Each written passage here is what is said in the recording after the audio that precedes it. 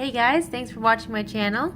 Lighting's a little weird, but I'm sitting in front of my computer, ready to make my third episode of Q&A for Cryptic Pregnancy. So yeah, we'll see how it goes. And I've started to know how to edit my videos now. So before we get into it, if you like what you see, please give it a like. If you like more than what you see in this video, please subscribe. It really helps me out in keeping this channel going and continue making the videos. So thanks so much.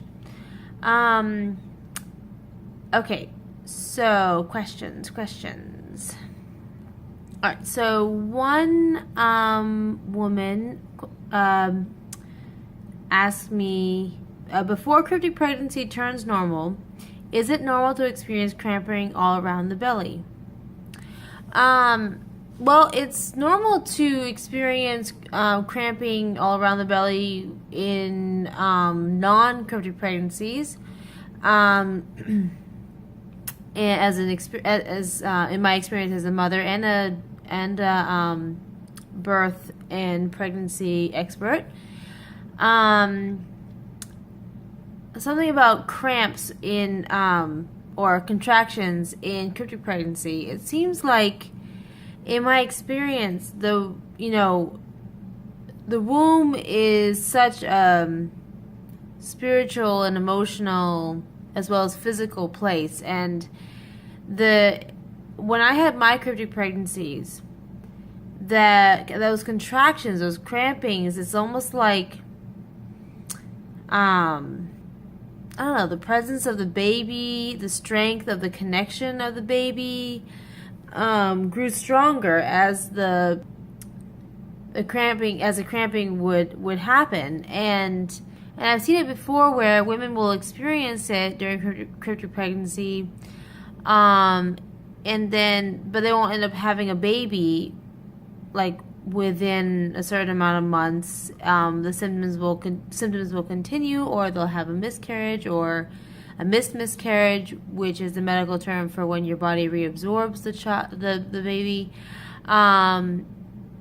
So it seems to be connected to, though, a processing somehow that your baby goes through, your baby and your body go through together, spiritually, physically, emotionally. And so, yeah, it's normal to experience that. There's something really profound going on there. I know in my experience, the body is sorting, the spirit is sorting, grounding. Some grounding is going on there. So I really recommend, if you're experiencing the cramping and stuff, to really turn your focus inward and grounding yourself. I probably should go on to the next question.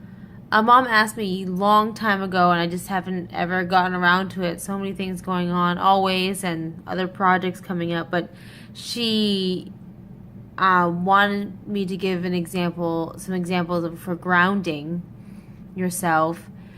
And some really simple grounding methods you can do is, you can put your feet flat on the floor and take deep breaths in through your nose and out through your mouth. And really, I actually learned this in acting, believe it or not. You let your energy go downward into the floor, and you really feel and see all that energy in your body rooting into the floor before it reaches up. So basically, there's energy that goes down through the body, and there's energy that comes up through the body. And so to ground, you focus on the energy going down through your body, down to the floor, and keep putting your feet flat on the floor. That helps a lot.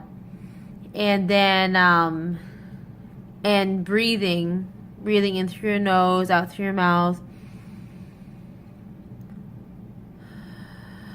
It's an amazing tool actually to do as sort of a restart button, as a grounding, grounding button for any time of the day. And it really, it's not hard to do. I mean, the hardest part about it is to remember to do it, and it takes practice, of course.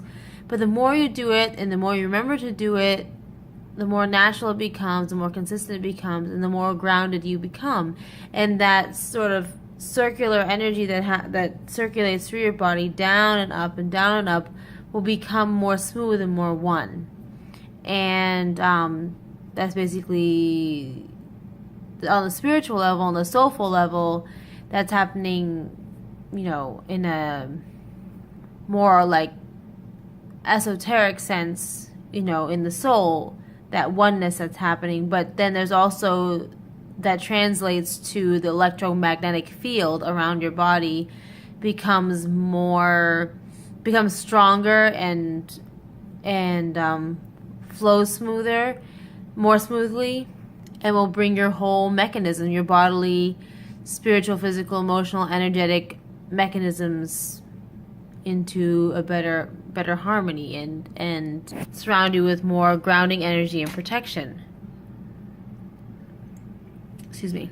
Another thing you can do for grounding is eat grounding foods. Grounding foods are root vegetables, or like potatoes, for example, like carrots, other root vegetables, parsnips. And I know this is an international community, so there are other root, vegetable type plants. Definitely eat them, cook them up in your traditional way. Eat them. Salt, good salt, not table salt, I should say, not table salt, not your run-of-the-mill table salt, but something that's like still in its more whole crystal form. For example, like the pink Himalayan salt. Is a great one. Otherwise, use sea salt, and salt has in it electrically charged ions called electrolytes, and of course it's also from the earth, so it puts an electrical charge literally inside your body, inside your systems, inside your mechanisms, and relates and creates an energetic bond with the electromagnetic energy in the earth. And so that relationship with your electromagnetic field and the earth is what grounds you. And you will definitely feel a difference if you're consistent with this. You can put a pinch of it in some water. It doesn't have to taste salty or anything, just a little pinch of it in some water. Put it in your food. The midwife who was talking to me about grounding, she said that she does something really simple, but it grounds her at the beginning of the day and sustains her throughout the day. And if she needs to, she does it during the day. But she basically does a visualization, maybe even does it sort of physically with her hand, but sort of sees herself getting plugged in to the cosmic umbilical cord, into her belly button, just plugging in for the day, plug into the cosmic energy, and that's very grounding for her. She also suggested sometimes people do labyrinths. People will do these spiritual walks, these spiritual labyrinths. And she said if you don't have a place to walk to do the labyrinth, some people do it will trace a labyrinth with their finger as a spiritual connecting, grounding exercise. Find one online, print it out, that you feel drawn to. And labyrinths in themselves contain spiritual power. They give off spiritual power from the pattern, from the movement within them, and tracing them with your finger and becoming focused on that, and breathing again. Focus on your breathing can also be very grounding. Some really simple things I love dancing. I love salsa dancing. I love all kinds of music. Just dancing on my own has been, just by myself or with my kids. But to some music I really like is and just getting into the spirit. No, just getting into the spirit of it and feeling your body move in the space and closing your eyes. I've found has been very grounding and very stress relieving. There's a brand of tea called Sleepy Time Tea. I know in the U.S. Someplace else it has the ingredients valerian and I believe chamomile in it, and it's in my experience extremely grounding and relaxing. The two herbs, chamomile and valerian, can be very soothing, and to drink it at night has given me a lot of comfort and a lot of grounding energy. Putting lavender oil on your feet, very grounding, I've found. Taking a bath in Epsom salts, or putting that Himalayan sea salt, Himalayan rock salt into your bath when you take a bath. Mixing lavender oil with the Epsom salts and putting it in your bath, and just even if you soak for 20 minutes, that can be extremely grounding. The idea is that those minerals contain grounding energy because they come from the earth. They are the element is earth, rather than more like an air element or fire element, and that relates to the energies of your body and your body's mechanisms. And then if you're going to go more internally, the mechanisms of the soul, and that all responds to the salts and the food and whatever other herbs or things or modalities you're using to ground yourself. There's another question here. I think there might be a typo with this woman's question. She says legend pain, but I'm thinking maybe she means ligament pain.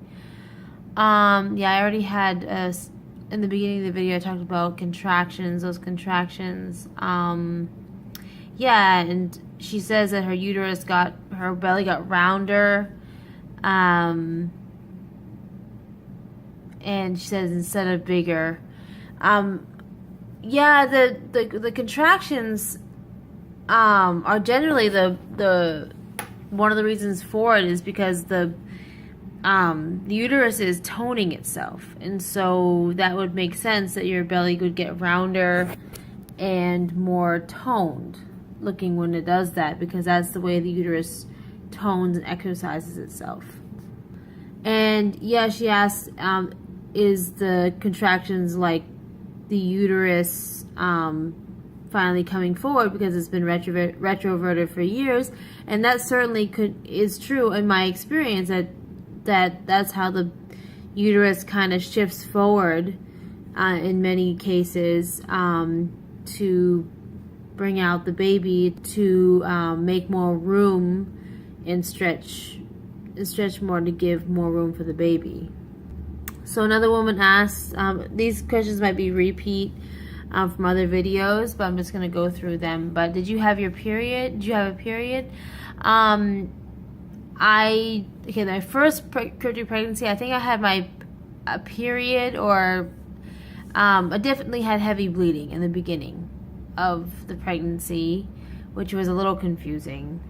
I forget when exactly it stopped, but it stopped before the end of the first trimester. I'm trying to remember if I had more later or not. I don't think I did.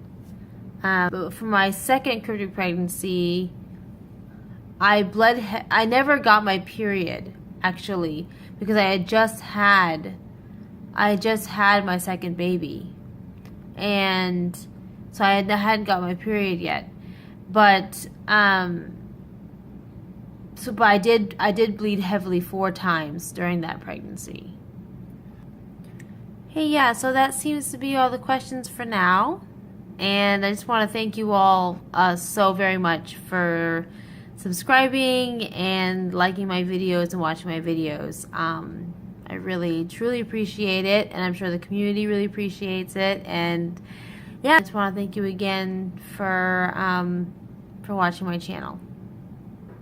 Have a good night.